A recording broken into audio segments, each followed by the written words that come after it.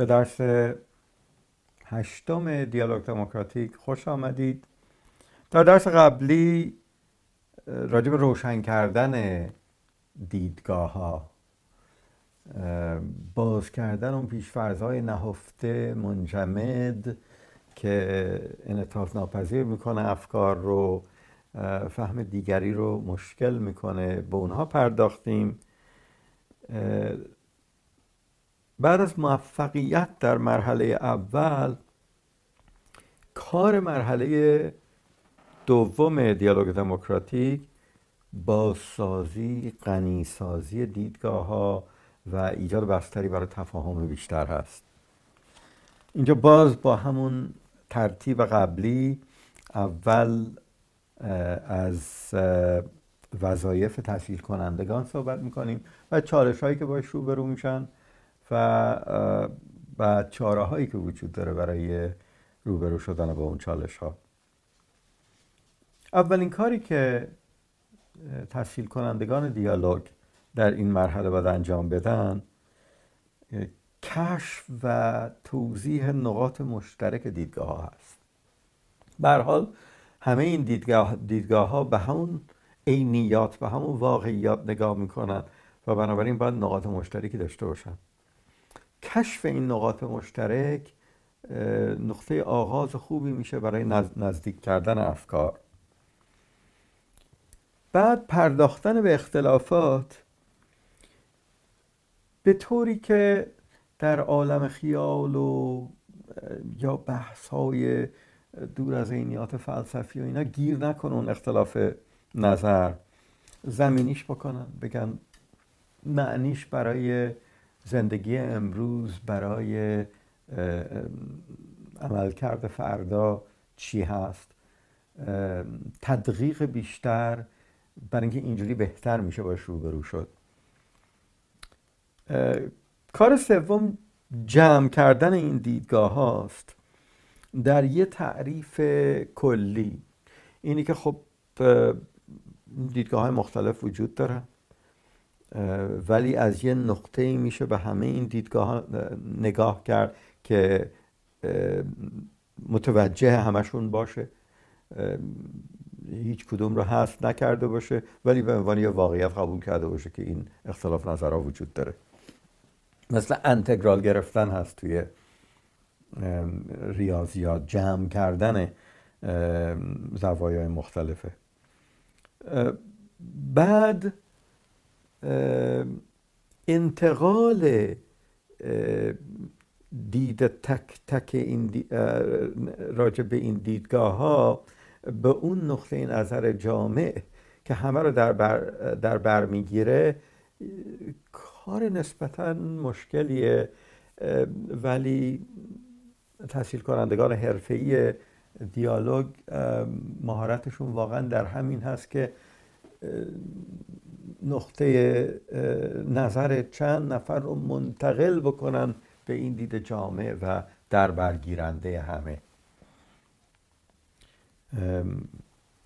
از تو و من به ما برسیم، همه ما چطور میتونیم به این مسئله نگاه بکنیم. قدری هم لازم میشه که از ساده انگاری که دیدگاه های منزوی معمولا دارن کار بر خودشون راحت کردن، یه دید ساده، یه تفسیر ساده از واقعیت دارن، به یه درک مرکب برسن و قبول پیچیدگی که لازمه این هست که اون دید ما، اون دید به همه دیدگاه ها میسر بشه. اینا وظایف تسهیل کنندگان، ولی چه چالش هایی وجود داره؟ در عمل با چی روبرو میشیم؟ توانایی افراد، بخصوص اونایی که تجربی ندارن با دیالوگ دموکراتیک و بیشتر توی عالم و همفکران خودشون زیستن، تفکیک محتوای صحبت ها، عینیاتی که باش روبرو هستیم، از اون تفسیرهای مزمن فردی هست که درش قفل شدن. منتقل کردن توجه به مکانیزم درونی تفسیر، یعنی واقف کردن هر فرد به اینی که چه مکانیزم های داخل تو باعث شده که به این تفسیر برسی. هایدگر با سدیدی که هر فردی راجع به دنیا داره، یکی اینی که یه دید عادی واقعیت رو همینطوری هستن میبینه، یکی اینی که راجع به علایق خودش چی خوشش میاد چی بدش میاد، رابطه احساسی که با هر چی داره، از اون دید نگاه میکنه به هر چیزی. و بعد دید سوم دورسیشتیکایت بهش میگه، اون دیدی که فرد از درون خودش نگاه خودش رو هم تفسیر میکنه. رسیدن به این دیدگاه سوم به قول هایدگر، دورسیشتیکایت، که تسهیل کننده فرد رو وابداره به اینی که مکانیزم های درونی خودش رو به روشنی ببینه که چه بلایی دارن به سر یه دید ساده و عینی میارن، چه جوری بازسازیش میکنن به طوری که انعطاف پذیر میکنه، ناپذیر میکنه دیدش رو.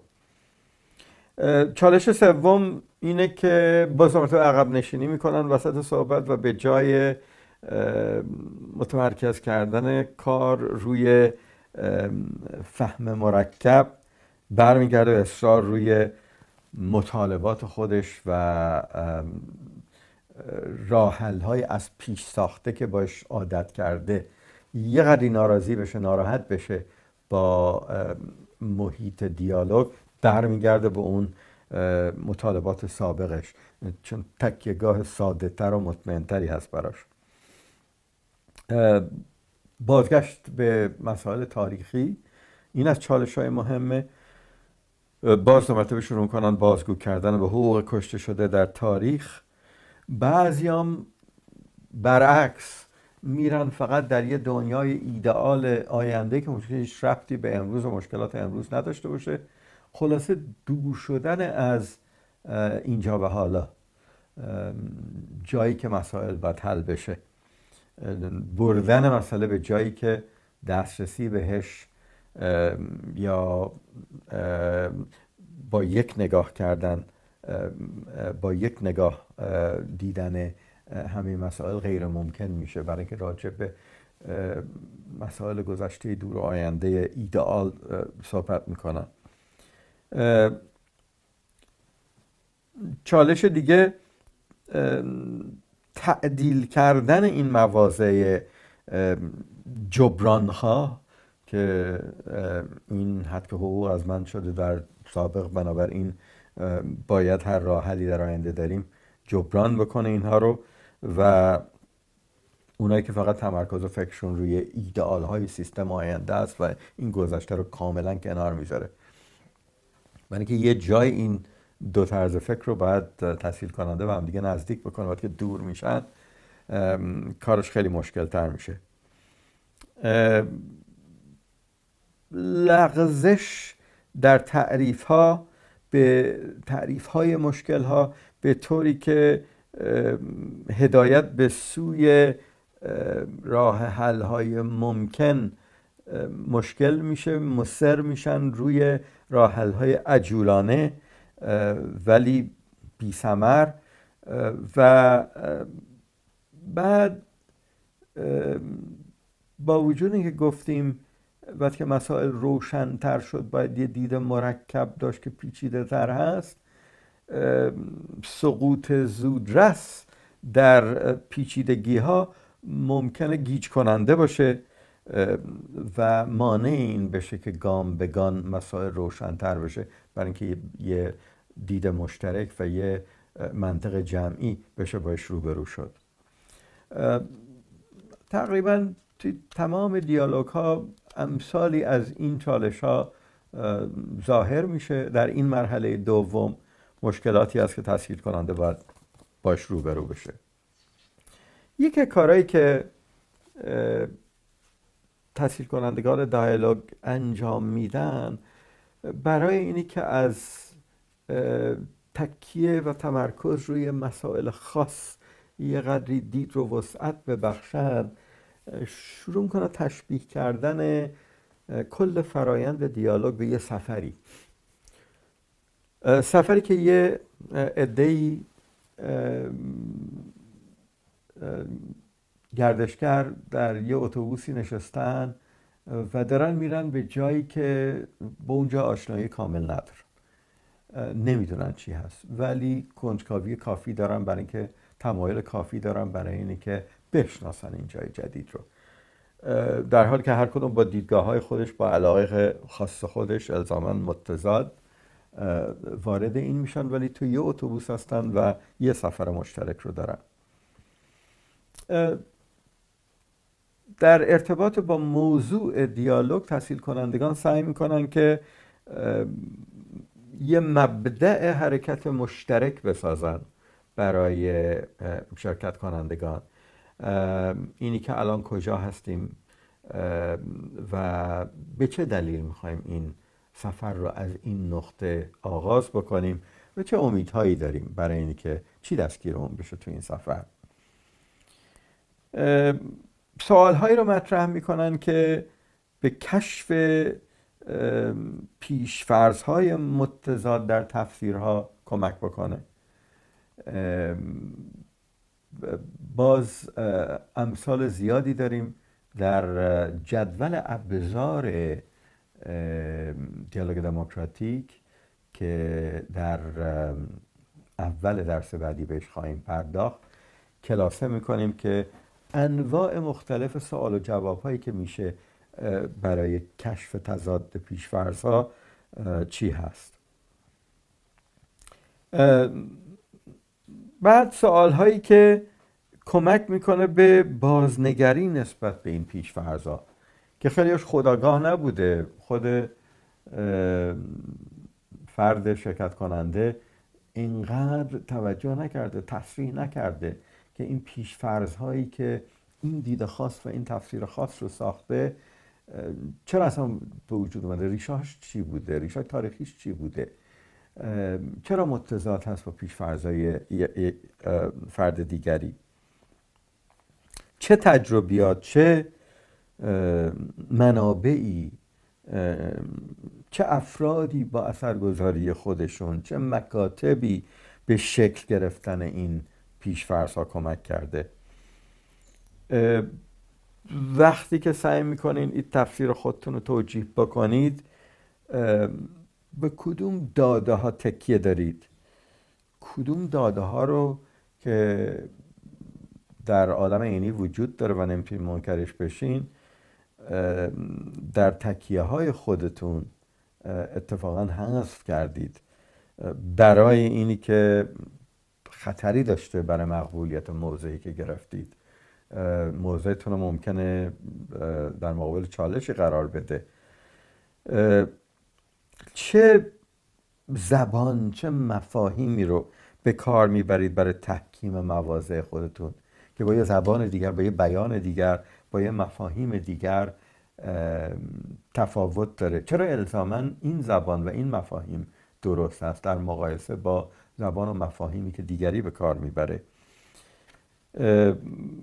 چه زبان و مفاهیمی رو میتونید پیدا بکنید که مواضع فرد دیگری رو که در مقابل مواضع شما قرار میگیره توجیه بکنید؟ فرق این زبان ها و مفاهیم چی هست با هم؟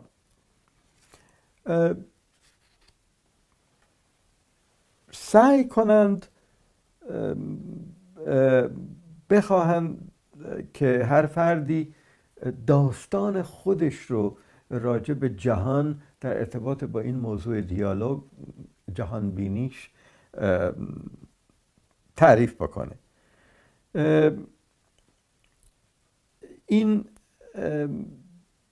داستان قائم به چه رویدادهایی، چه تجربیاتی هست که فرق داره با داستان کس دیگری. هر دو دارن داستان یه جهان، یه واقعیاتی رو میکنن، ولی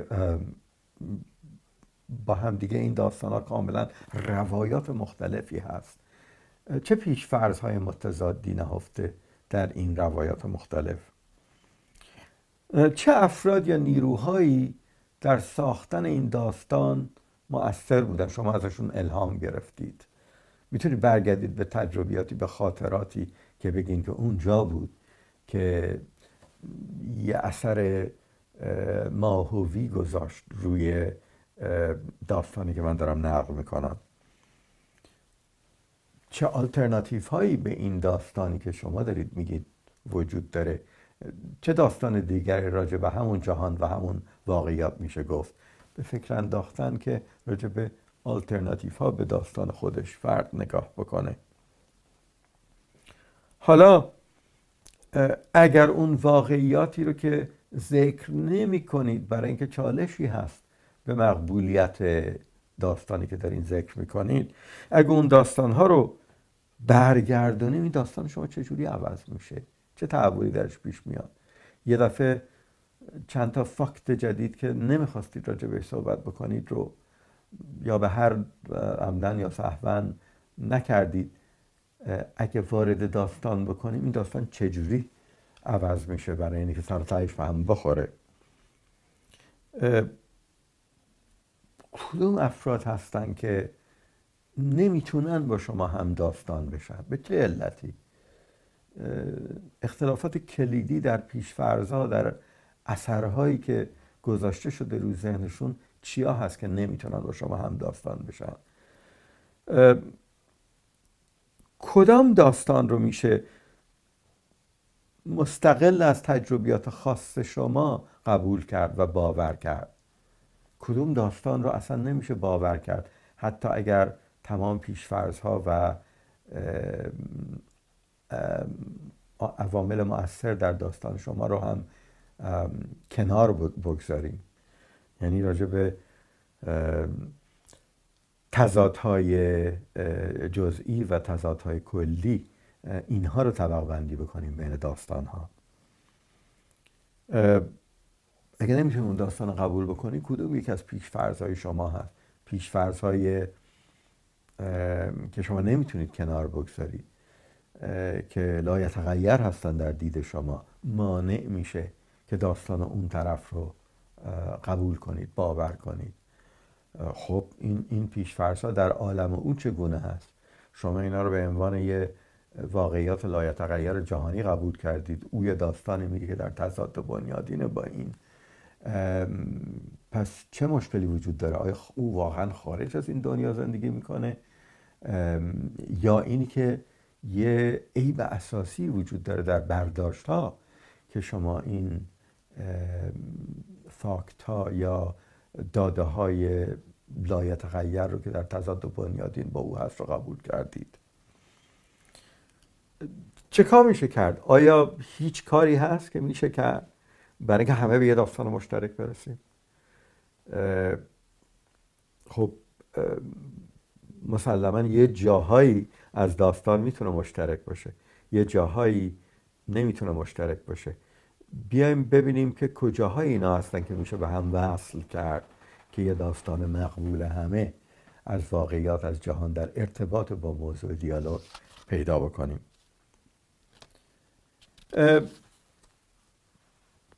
باز تمام این کارها تمام بار رو ور نمیداره و بخشی از مشکل باقی میمونه.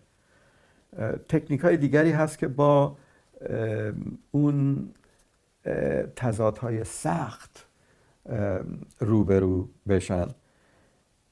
بیشتر برای این هست که در یه داده های خاص محیط فرهنگی و تجربیات تاریخی کسی قرار گرفته و نمیتونه از اونها خارج بشه، برای اینکه جهان وسیع‌تر رو، جهانی رو که از یه دیدگاه دیگر مشروط هست رو ببینه.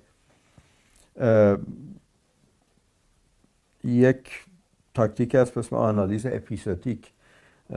میپرسند از یه فردی که خب همین داستانی رو راجع به همین موضوعی که ذکر کردی، آیا فکر میکنی 5 سال دیگه هم همینطور خواهد بود؟ 10 سال دیگه هم اگه تو بودی، نشسته بودی نگاه میکردی به دنیا، همین تفسیر رو داشتی؟ یه نسل دیگر چی؟ یه قرن پیش چی؟ یه جای دیگر چی؟ سعی بکنه تسهیل کننده که زندانی کردن این فرد در یه سری پیشفرض ها رو ازش رها بشه و یه جوری نقطه دید این فرد رو منتقل بکنه به یه جای دیگری، به یه زمان دیگری. راه دیگری هست، تاکتیک دیگری هست به اسم تاکتیک گل مینا. یک گل مینا رو در نظر بگیرید که 8 گلبرگ داره و هر کدوم از این گلبرگ ها نماینده یک جنبه از شخصیت شرکت کننده داره.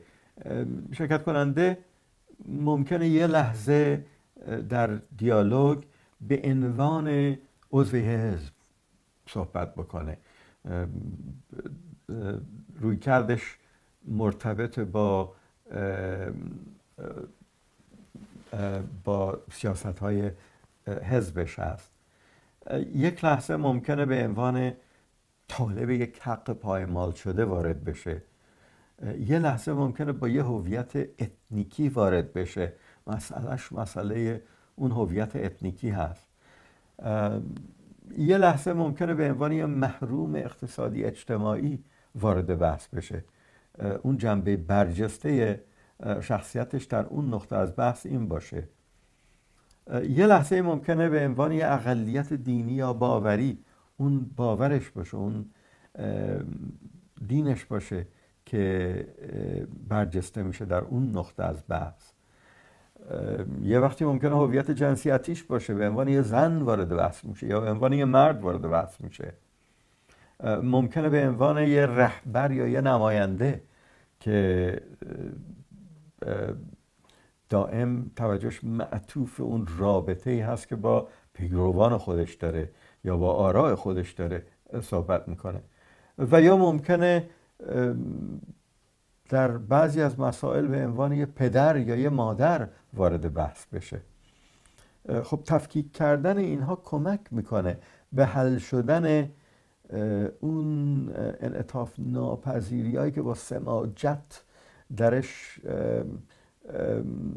ممکنه قفل بکنه و نذاره که گام به پیش بذاره، یعنی که خودش ببینه که چه جنبه‌های مختلفی او داره، پس دیگران هم میتونن جنبه‌های مختلفی داشته باشه شخصیتشون و از این رو موضع‌گیریایی که روش پافشاری میکنن. تاکتیک دیگری که به کار میره بهش میگن نردبان استنتاج. در اینجا تحصیل کننده سعی میکنه گام به گام مراحل شکلگیری یک استنتاج یا پایه یک عمل سیاسی فرد رو باش را بیاد. شروع کنه از نزدیکترین نقطه به زمین و عینیات، داده های عینی. ذهنش رو متوجه این بکنه که کاوش بکنه، خودش از خودش سوال بکنه با چه داده های عینی شروع کردم این استنتاج رو، چه انتخاب هایی رو کردم که کدوم داده ها رو دیده بگیرم و کدوم داده ها رو نادیده بگیرم و چرا، چگونه معناهای خاصی بخشیدم به این داده ها که از درون وجود خودم و تجربیات قبلی خودم در میاد، در ارتباط مستقیم و الزاماً جزئی از اون داده های عینی نیست. چه پیش‌فرض هایی وارد این انتخاب خاص خودم از داده های عینی مؤثر بوده، چه پیش‌فرض‌های این معنا رو ترکیب کرده با این داده های عینی تا من به این استنتاج برسم و آیا این تنها استنتاج ممکن بود و اگر نبود چطور میتونم به صورت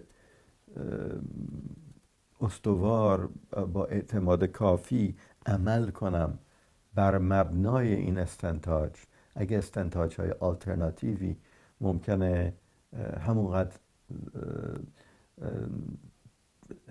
حقیقت داشته باشه یا دلیل برای حقیقت داشتنش وجود داشته باشه تا استنتاج خودم.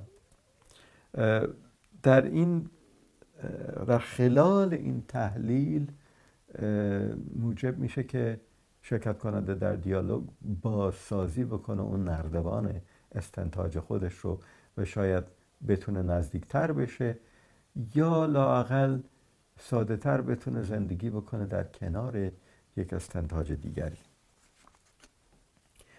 گاه لازم میشه که فقط رول تسهیل کننده و شرکت کنندگان نباشه، کافی نباشه و نظر متخصصین در موضوع مطرح بشه. ممکنه موضوع اقتصادی باشه، اجتماعی باشه، سیاسی باشه. اینجا با وجود اینکه حضوری متخصص مهمه، در یه دیالوگ دموکراتیک تنوع نظرهای متخصص یا متخصصین و نه تحمیل یک نظر خاص خیلی ممکن است. به برداشت عادلانه بودن، منصفانه بودن این دیالوگ در نهایت در آخر کار خیلی کمک میکنه و این هم مهم هست که شرکت کنندگان نظر این متخصص رو بفهمن. توجیه زیادی لازم داره، نه اینکه همون قبول بکنن برای اینکه ایشون متخصص است و میدونه. با عنایت به اینی که یه نظر جهانی تقریبا در هیچ موضوعی قائم فقط با یه نظریه متخصص نیست و نظرهای آلترناتیو وجود داره. و یه دلیل دیگری بر اهمیت اینی که زبان اون متخصص رو واقعا بفهمه شرکت کننده این هست که وقتی برونی میکنن دست آوردهای این دیالوگ رو بتونن برای آراء خودشون و مخاطبان خودشون خارج از دیالوگ هم تشریح بکنن. خیلی اوقات ممکنه واقعا مضر باشه برای یه دیالوگ که به یه نتیجه برسه که از دید تخصصی خیلی معقول و قابل قبول توی محیط دانشگاهی هست و نمیشه توضیحش داد برای مردم، برای شهروندان. از این جهت هم مهم هست که نتیجه دیالوگ فقط با یه زبان تخصصی بیان نشه. تاکتیک های دیگر عوض کردن رول هاست. فردی داوطلب میشه که رول یه فرد دیگری که عقاید دیگری داره رو بیان بکنه و بالعکس. این اتفاقا خیلی کمک میکنه. در یه کارگاه های اجتماع شناختی اثر مهم ایجاد تحول درونی و انعطاف پذیری بیشتر وقتی یک شخصی رول یه شخص دیگری با یه باور دیگری رو بازی میکنه خیلی مؤثر دیده شده و طبعا با موفقیت زیادی تحصیلگران دیالوگ از این تعویض رول ها استفاده میکنن. در نهایت باید یه گزارش گروهی تهیه بشه از این مرحله و اینی که چند نفر به اون جایی رسیده باشن که بتونن نظر مشترکی رو، حالا در این نظر مشترک راجع به اینی که چه گذشت در این مرحله از دیالوگ میتونه اختلاف نظرهای باقی مانده هم کلاسه بشه، ولی در ضمن نشون میده که پیشرفتی شده، افکار به هم دیگه نزدیکتر شده، یه روایت جامع و کلی هم وجود داره با وجود اینکه بخشهایی از کل داستان هنوز مورد اختلاف نظر هست. ولی مهارت در تهیه این گزارش به